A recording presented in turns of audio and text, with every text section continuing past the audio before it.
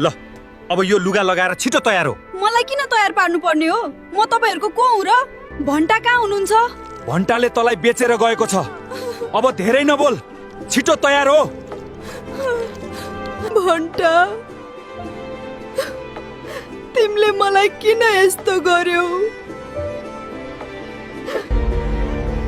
हो, सबै रेडी छ।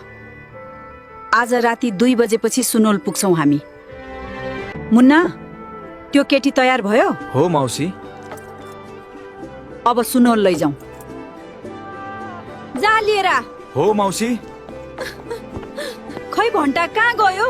मलाई किन यस्तो गर्दैछौ? म जान्न, मलाई नलैजाऊ। भगवान, मलाई बचाउनुहोस्।